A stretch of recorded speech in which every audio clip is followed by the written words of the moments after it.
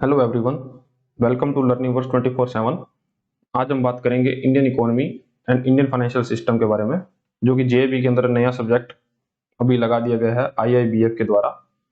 तो शुरू करते हैं। इसके अंदर हमको 4 मॉड्यूल मिलेंगे। पहला है इंडियन इकोनॉमी आर्किटेक्चर, दूसरा Indian concept related to banking, Indian financial architecture, financial product and services. अब पहले मॉड्यूल के अंदर हम ये सभी की बात करेंगे। इंडियन इकोनॉमिक आर्किटेक्चर के अंदर ये 11 यूनिट्स आएंगी, जिसके बारे में वन बाय हम देखेंगे। सबसे पहले है an overview of Indian economy. An overview of Indian economy में ये पांच एक सेकेंड, हाँ, ये 5 चैप्टर की बात करेंगे। तो पहला है evolution of Indian economy, basic characteristics of Indian economy, Indian economy pre British period, economy till 2008 and after 2008, and structural changes in economy, जो मॉडर्न अभी वर्ल्ड में चेंजेस हुए हैं इकोनॉमी में वो। तो सबसे पहले बात करते हैं इवोल्यूशन ऑफ इंडियन इकोनॉमी की। अकॉर्डिंग टू एग्नस मैडिसन डेटाबेस, एग्नस मैडिसन एक ब्रिटेन के काफी बड़े इकोनॉमिस्ट थे। उनके अकॉर्डिंग इंडिया और चाइना 1000 एडी के अंदर 50% से ज्यादा कंट्रीब्यूट करते थे ग्लोबल जीडीपी में in terms of PPP terms, and by 1600 AD the figure has risen to 52%। तो ये फिगर बढ़ के 1600 एडी में 52% हो गया था, with China accounting for 29% and Indian accounting for 23%। A century later, China GDP share has declined. India has risen to 24.4%. India का share 24% हो गया था सेंचुरी के बाद। और British colonisation the dynamics and by 1820 India share has plumped to 16.1%। तो India का share 1820 के बाद काफी तेजी से गिरा, तो 16.1% रह गया। According to international monetary fund, India's contribution to global GDP reached 7.3% in 2021। तो वो शेयर 7.3% रह गया, जो किसी टाइम पे 24.4% था। However, in terms of GDP purchasing power parity, India is ranked third in the world only after US and China, and India is one of the world fastest growing major economy also। ठीक है, तो PPP terms economy को 2 terms देखा जाता है, PPP और एक PCI, purchasing per capita और परचेजिंग पावर पैरिटी। ठीक है, तो इसके बारे में आगे पढ़ेंगे। Indian economy's performance during the British Raj was dismal. British Raj के टाइम इंडियन इकोनॉमी के बुरे हाल हो रहे थे। The colonial state policies were significant barrier to the country growth. The recurring famine and disease और आउटब्रेक्स इन इंडिया। उस time पे काफी फेमाइंस और काफी डिजीज के आउटब्रेक इंडिया में हो रहे थे। Throughout the second half of the 19th century and the first half of 20th century, demonstrate British government's economics irresponsibility। 19वीं शताब्दी के बाद और 20वीं शताब्दी के बीच में ब्रिटिश राज का काफी इररिस्पॉन्सिबिलिटी से उन्होंने काम किया। The pre independence period was characterized by near stagnation. तो वो लगभग स्टैग्नेशन की नौबत आ गई थी उस time, with little change in organization of production and productivity levels। ठीक है, the British East India Company ignored industrialization. उन्होंने इंडस्ट्रियलाइजेशन को इग्नोर किया और अपना रॉ मटेरियल को एक्सप्लॉइट करने के किसी अपना इंफ्रास्ट्रक्चर बनाया। Eight the time of independence, India's economic picture was in the complete distress. Independence के टाइम इंडिया की काफी डिस्ट्रेस कंडीशन थी। And India gained independence, the administration of the time a significant challenge in systematic organization of the economy। ये इसके अंदर आपको ज्यादातर theory मिलेगी, तो ये आप एक बार सुन लीजिए, इसको याद करने की कोई इतनी जरूरत नहीं है।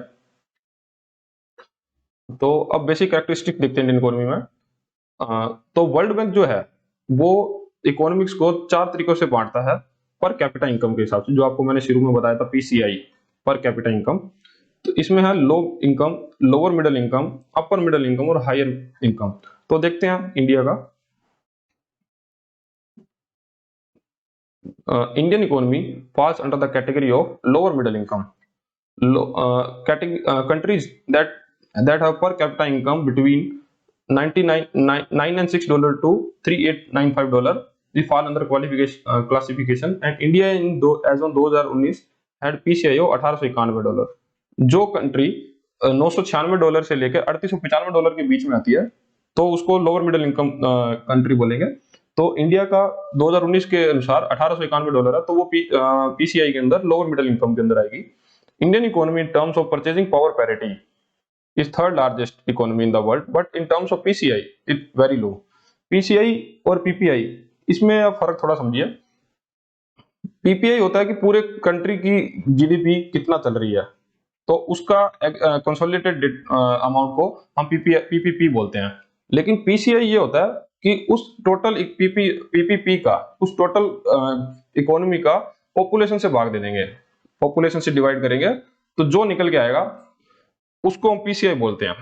तो इंडिया की आज भी बहुत पीसीआई काफी डाउन है। The low per capita income is mainly attributed to high level of poverty. आज भी इंडिया में पॉवर्टी है, unemployment, illiteracy etcetera. India is backward nation at the time of independence. The government address the development issue through 5-year plans by setting the target and ensuring the allocation of funds for the development of various sector। तो government ने 5-year plan इसीलिए लाए थे कि target रख सकें और development के अलग अलग वेरियस सेक्टर के अंदर पैसा अलोकेट करवाएं। In number of factor influence the nature and characteristics of the Indian economy. बहुत से फैक्टर हैं जो इंडियन इकोनॉमी को प्रभावित करते हैं, उनको देखिए। लो पर कैपिटा रियल इनकम, ठीक है। रैपिड पॉपुलेशन ग्रोथ, पॉपुलेशन बहुत तेजी से बढ़ रही थी। A high rate of unemployment, unemployment बहुत तेजी से बढ़ा था। अंडर एम्प्लॉयमेंट भी था और डिसगाइज्ड एम्प्लॉयमेंट, अनएम्प्लॉयमेंट भी था। Excessive reliance on the primary sector, हम प्राइमरी सेक्टर पे बहुत ज्यादा आधारित थे। A vicious cycle of poverty, rising unemployment. तो ये सब कारणों की वजह से ही इंडिया लोअर मिडिल इनकम के अंदर आज भी आता है। Following extract of Indian micro economic aggregate, the RB publication dated 15 September 2021 will be overall view of Indian economy status of India. तो आरबीआई ने इसका पब्लिकेशन किया था 15 सितंबर 2021 को, तो देख लेते हैं। ये सिर्फ एक डेटा है आपको दिखाने के लिए, बाकी इसको याद नहीं करना कुछ। ये फाइनेंशियल ईयर के अनुसार इसने अलग अलग डेटा दिया हुआ है। तो इसको देखिए, पॉपुलेशन इन लैक्स है, तो ये 126 करोड़ हुआ, 128 करोड़ और 2021 में 135 करोड़ है आरबीआई के अनुसार। ये जीबी है, gross value added basic price है। ये नेट टैक्स ऑफ प्रोडक्ट है, ग्रोस डोमेस्टिक प्रोडक्ट है, कंजम्पशन और फिक्स्ड कैपिटल है, नेट डोमेस्टिक प्रोडक्ट, ये सब आप देख लीजिएगा।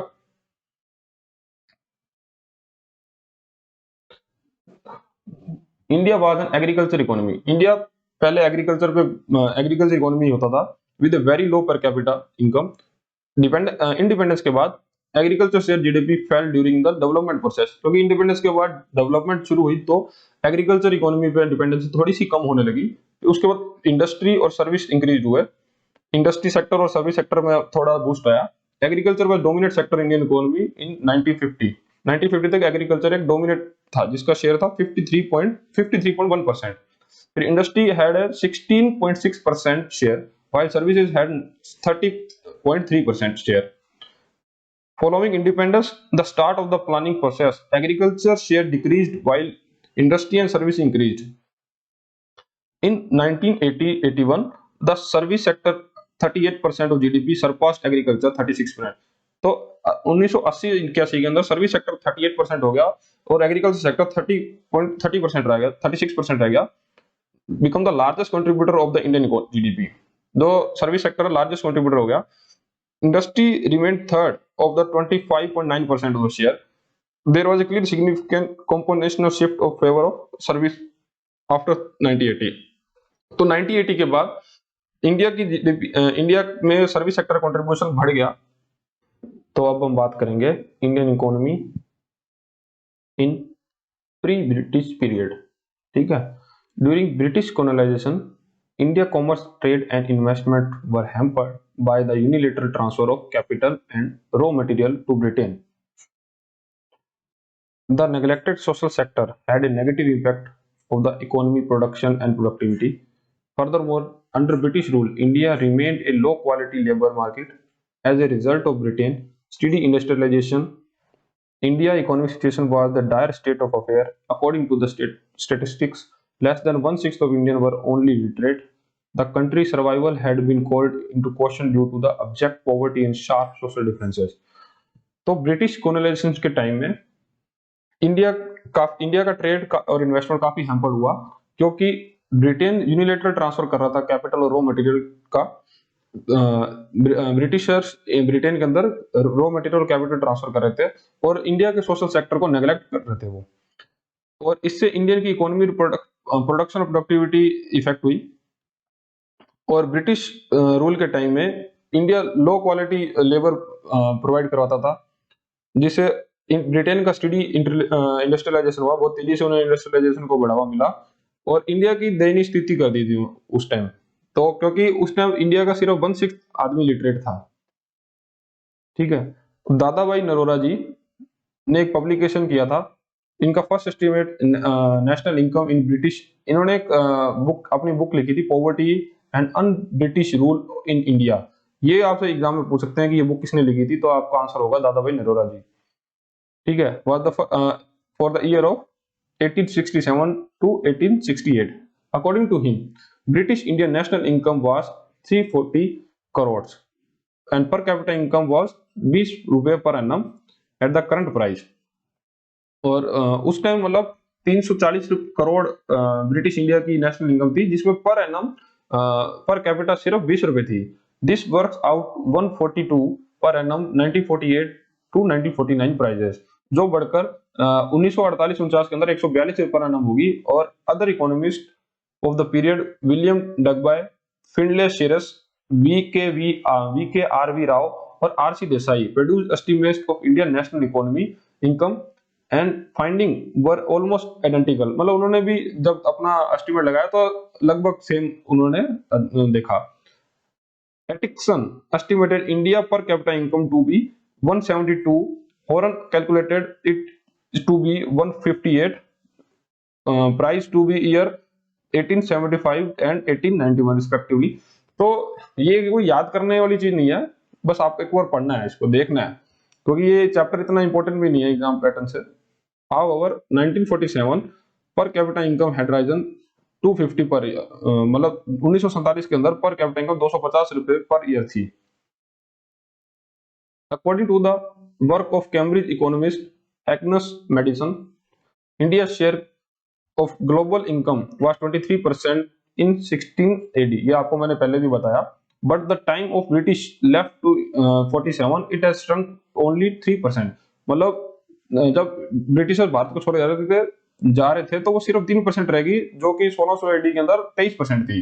Similarly, India accounted to 33% of global trade in 1600, but fell to less than 3% in 47।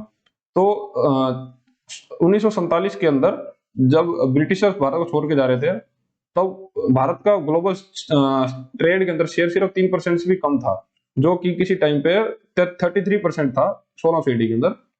तो इतना फर्क पड़ा है अपना। According to former prime minister Manmohan Singh, at the turn of 20th century India was the brightest jewel in the British crown. मतलब मनमोहन सिंह के अनुसार British crown का सबसे ब्राइटेस्ट ज्वेल था इंडिया, और पूरेस्ट कंट्री भी वर्ल्ड का इंडिया ही था एज पर कैपिटा इनकम। अब ब्रिटिश इरा देखते हैं। The British impact on Indian economy can be discussed in the 3 different phases.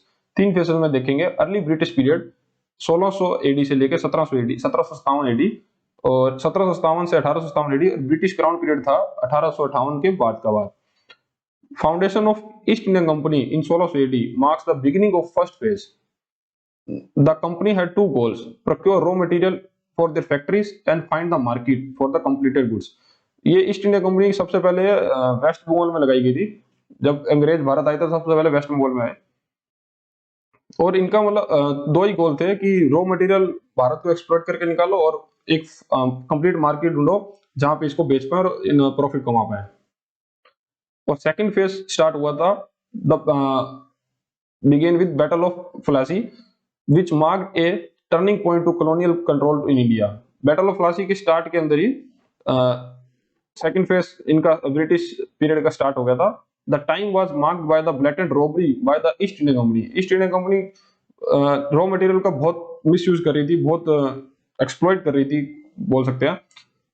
कैमोफ्लेज्ड as trade exploitative land revenue policies, क्योंकि उन्होंने कॉलोनाइज पूरा सेकंड फेज में अपना करना शुरू कर दिया था, जिससे कि वो अपने लिए पॉलिसीज बना रहे थे, जैसे लैंड रेवेन्यू पॉलिसीज भी बनाई इसीलिए कि अपनों को एक्सप्लॉइट कर पाए। And dishonest and unscrupulous company officer accumulating vast fortune, तो वो डिसऑनेस्टली भी काम करते हैं और उनका वो कोई सिद्धांत नहीं थे, अनस्क्रैपुलसली वो फ्रॉड कर रहे थे। और third phase is begin in 1847 when the Britishers quashed the Sepoy mutiny। Sepoy म्यूटेनी हुई थी 1857 में, भारतीयों द्वारा करी गई थी ब्रिटिशर्स को भारत से निकालने के लिए, जो कि ब्रिटिशर्स ने क्वेस्ट कर दी, मतलब खारिज कर दी थी। The Britain crown dissolve the company and assume exclusive control of India. तो ब्रिटिश का पूरा राज 1857 के बाद इंडिया ने कर लिया था। The period was marked as the colonial exploration through deindustrialization. वो सिर्फ अपने मतलब के लिए इंडस्ट्रियलाइज करते थे, जहां से उनको फायदा हो तो वो उसी को ही कर रहे थे। जैसे कि उन्होंने रेलवे भी बनाई, तो वो इंडिया के फायदे के लिए नहीं, वो खुद के फायदे के लिए बनवाई उन्होंने, ठीक है। तो एग्रीकल्चर कमर्शियलाइजेशन कर रहे थे, वेल्थ ट्रेन कर रहे थे, वो वेस्टर्नाइजेशन को इंडियन एजुकेशन सिस्टम में थोप रहे थे, तो हमको इंग्लिश सिखाना चाह रहे थे वो। उन्होंने वेस्टर्नाइजेशन को फैलाने के लिए ही अपनों को इंडिया में अपने पूरा टेक्स्ट बुक के अंदर इंग्लिश को इंट्रोड्यूस किया था। By the time of British withdrawal, India has devolved into a destitute economy। जब विड्रॉ कर रहे थे तो इंडिया बहुत ही बुरी दयनीय स्थिति में आ गया था। India proportion of global GDP fell to 23% in 1600 AD to 3% in 1947, ये हमको पहले भी बताया। During the same time when India portion to global trades fell to 33% to 3%, the British land taxation program was designed to exploit Indian peasantry। जो Britishers लोग थे, जो third phase के बाद अपने लिए पॉलिसीज बना रहे थे, तो वो पॉलिसीज ऐसी बना रहे थे कि जिससे कि इंडियन किसान लोगों को, छोटे किसानों को एक्सप्लॉइट कर पाए। The British introduce zamindari, mahalwari, ryotwari system to take excessive land tax from farmers. तो वो ऐसी पॉलिसी बना रहे थे जिससे फार्मर को एक्सप्लॉइट किया जाता था। फार्मर्स इन इंडिया वर बहुत इंटाइस्ड, उनको लुभाया जा रहा था, coaxed to produce their British industry, उनको डरा के भी उनसे काम करवाया जा रहा था। दस commercialisation Indian agriculture, transportation, trade policy, port expansion and the opening of shoes canal accelerated the commercialisation process. तो वो कमर्शियलाइजेशन करने के लिए सभी एक्सपेंड कर रहे थे, पॉलिसी बना रहे थे। Commercialization created a new class of intermediaries, increase the frequency of famine, reduce farmers to landless labour. अब फार्मर्स को उनके लिए लैंड ही जब्त कर रहे थे, तो फार्मर्स को मजबूरी में आकर ही लैंडलेस होके अंग्रेजों के लिए काम करना पड़ रहा था, जिससे वो इतना इंडस्ट्रियलाइजेशन, इतना पॉल्यूशन हो रहा था, जिससे कि फेमाइन आने की फ्रीक्वेंसी भी बढ़ गई थी। The process of industrialization began in the mid-19th century. The fall of Mughal Empire, the decline of Indian agriculture, and increase in nominal wages, the reduction of Indian textile competitiveness, and increase in transportation facilities all contributed to deindustrialization। तो इन सब कारणों से deindustrialization भी हो रहा था। Trade policy that was unfavorable to India and also contributed to trade decline and aggravated deindustrialization। Though considerable industrialization occurred during the British rule, British backing was motivated by self-interest rather than interest of helping India। तो Britishers अपने interest के लिए काम करते थे, वो India को develop करना नहीं चाहते, तो वो उसको सिर्फ एक्सप्लॉइट करना चाह रहे थे। तो मुगल एम्पायर के गिरने के बाद बहुत तेजी से डीइंडस्ट्रियलाइजेशन हुआ इंडिया के अंदर। वो अपने तरह से अपनी फेवर के अंदर पॉलिसीज बना के ब्रिटिश इंडिया को लूट रहे थे। मतलब मोटा मोटा यही बात समझ लो आप, क्योंकि इसमें ऐसा कुछ नहीं है जो याद करने वाला हो। British transportation system was also marked by his desire of exploit India. तो ब्रिटिश ने ट्रांसपोर्टेशन सिस्टम इंडिया में इंट्रोड्यूस किया, वो भी सिर्फ इंडिया को एक्सप्लॉइट करने के लिए बनाया गया था। Railway assisted to the British is moving communities from the hinterland to ports. तो अंदर के इलाकों से पोर्ट्स तक माल लाने के लिए ही रेलवे का निर्माण किया गया था, और उसका उल्टा वाइस वर्सा।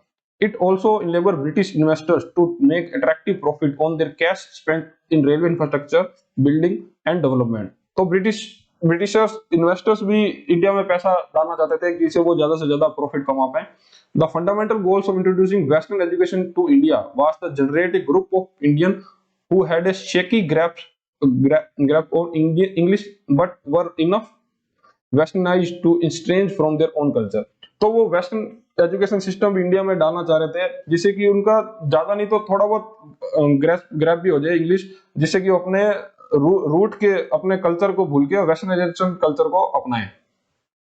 जिससे कि उनकी इंग्लिश हमने देखेंगे तो ज्यादा उनकी सॉफ्ट पावर बढ़ेगी इंडिया के अंदर। The wealth drain was the unilateral movement of riches from India to Britain. तो वेल्थ ड्रेन होने लगी थी, लोग इंडिया से पैसा ब्रिटेन में भेजने लगे थे without a sufficient economy commercialisation material return, जिससे उसको कोई भी इकोनॉमी कमर्शियलाइजेशन या मटेरियल कुछ रिटर्न नहीं आना।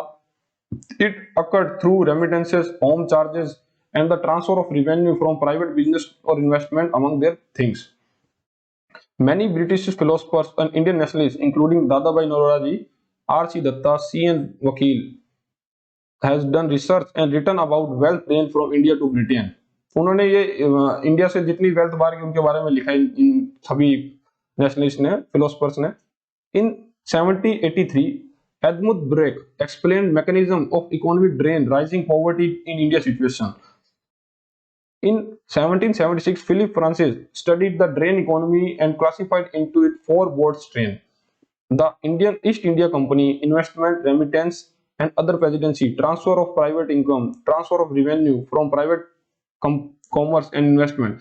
As per the finding of Agnes Madison, India's share of world economy went down to 23% in 1600 to 3% in 1947. ये वही बातें हैं जो आपको पहले मैंने बताई। The first generation of British rulers were rapacious. Rapacious का मतलब होता है बहुत ज्यादा लालची। तो फर्स्ट जनरेशन थी जो ब्रिटिश रूलर की, बहुत लालची थी। रॉबर्ट क्लीव ये पहला इंडियन था जिसने ईस्ट इंडिया कंपनी पे बनाई थी, मतलब ये पहला अंग्रेज आदमी था, सॉरी इंडियन नहीं अंग्रेज था। Two quarter a million pound, मतलब वो एक क्वार्टरली में अपनी सैलरी में 1 मिलियन पाउंड सैलरी ले लेता था। हिमसेल्फ एज वेल एज जागीर, जो इसका जागीर था वो 27,000 पाउंड इन ईयर लेता था। Britisher salary was very high, Britishers की सैलरी बहुत ज्यादा थी। The viceroy received 25,000 pound in year, the governor 10,000 pound. The starting salary in the engineer service 420 pound in year at about 60 times the average income of the Indian labour force. तो जो जितना पैसा Indian labour force को मिलता था उसका 60 time था ये। तो मतलब इंडियन लेबर को लगभग 70 नहीं 7 पाउंड मिलते थे, देख लीजिए फर्क। Under the rule of the East India Company, official transfer to the UK rose gradually. जो ईस्ट इंडिया कंपनी के टाइम यूके ट्रांसफर करने के लोगों का ग्रेजुअली मतलब संख्या बढ़ रही थी, until the reach the 3.5 million in 1856, the year before the mutiny जो 1857 में थी, जो पहले बताया ना सिमोई mutiny. In the addition their private remittance, तो पैसा बहुत तेजी से इंडिया से बाहर जा रहा था ब्रिटेन की तरफ। During the time of direct British control from 1858 to 1947, the colonial government of official transfer of monies to the United Kingdom were referred to home charges. तो जब 1858 से 1957 के बीच में 1947 के बीच में जब देश को आजादी मिलने वाली थी और ब्रिटिशर्स भारत को छोड़ के जाने वाले थे, तब वो उन्होंने होम चार्जेस के नाम से बहुत पैसा इंडिया से लेकर यूके लेके गए, जैसे कि dividend to East India Company. East India Company shareholder, तो शेयर होल्डर के जो ईस्ट इंडिया कंपनी के शेयर होल्डर थे उनको dividend, interest on loans raised by the government of England, expenditure on British army station in India, तो जो British army India रुकी उसका रुकने का पैसा, bringing them to India, pension उनकी, एनुटीज और retired etcetera of retired British officer. तो मतलब वो अपने सभी एम्प्लॉइज का पैसा जो कि हमसे ही होम चार्जेस नाम से लेके गए। Payment of guaranteed interest to the railways companies, salaries of the Secretary of the State for India and his staff were also included in home charges. According to the Dadabhai Naoroji calculation, India paid Britain 10 crore pounds in house cost between 1829 to 1865. तो 10 crore pound हमने 1829 से लेकर 1865 के बीच में Britain को दिए। By 1930 these residential levies were be 40 to 50 million pounds level each year। तो हर साल हमको इतना कर्ज टैक्स के रूप में ब्रिटेन को देना पड़ रहा था। इस चार्ट से आपको थोड़ा अंदाजा अच्छा होगा कि देखिए कि 90 ये है 1600, ये 1600 है और ये 1947 है, ठीक है। तो इंडिया की पर कैपिटा इनकम उस टाइम थी 550 और यूके की थी 947, जो कि 1947 में 618, इंडिया की 618 की 550 से, और यूके की देखो 974 से 6361 होगी। तो इतना पैसा भारत से ब्रिटेन गया। फिर पॉपुलेशन देखिए 13.5 करोड़ से 41 करोड़ हुई, और यूके की 61 करोड़ से ये हुई। और जीडीपी देखिए, इंडिया की जीडीपी उन 1600 के अंदर 74,250 मिलियन डॉलर थी, जो कि 1947 में 255,852, मतलब 2,55,852 हुई। और यूके की 1600 के अंदर सिर्फ 6,007 मिलियन की थी, जो कि आज 3,14,969 मिलियन डॉलर हो गई है। तो ठीक है, यहाँ पे इस वीडियो को अंत करते हैं। और बाकी जो भी हम नेक्स्ट अभी पढ़ने वाले हैं, इकोनॉमी टिल 2008 एंड आफ्टर 2008, तो इसको हम नेक्स्ट वीडियो में कंप्लीट करेंगे।